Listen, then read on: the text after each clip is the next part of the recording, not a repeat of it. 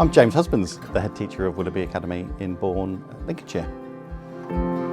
Willoughby's been fully involved in the transition process so that young people at Willoughby move to an appropriate school, often which is a mainstream school. I believe that it's really important for students to move from special schools to mainstream and on occasions from mainstream to special schools, because pupils change, young people change, their needs change. It's often talked about within Lincolnshire a revolving door policy, because we need to make sure that students' needs are met at the right time, at the right stage of their educational journey. Moving from one school to another is a huge leap. So having that reassurance that your place or the place at their initial school is still there is vital.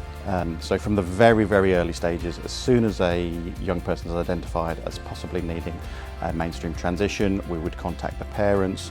We would make sure that they were fully involved in every single aspect of that journey. It's been a fantastic process, because ultimately we are meeting the needs of the individual students, and the support from the local authority and Impower in this project has been vital to make it a very engaging and relatively seamless process. Absolutely, I'd really like to share the journey of one young man. So he had been with us for all of his schooling, and through working with Impower, through working with the local authority and very closely with parents, we were able to dual register the young man at a local primary school, facilitate a whole transition, and the very good news is he's now registered at that school.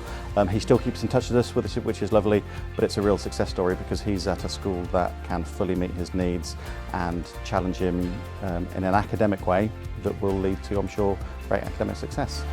One of the many things that we've learned on this journey is that for all young people, their needs constantly need to be evaluated, because at this moment in time, Willoughby or a special school might be relevant for them now, and we may be meeting their needs, but that may not be the case in a year's time or 2 years' time. So it's constantly looking at that revolving door policy and making sure that the children are in the most appropriate setting to meet their needs and for them to be educated.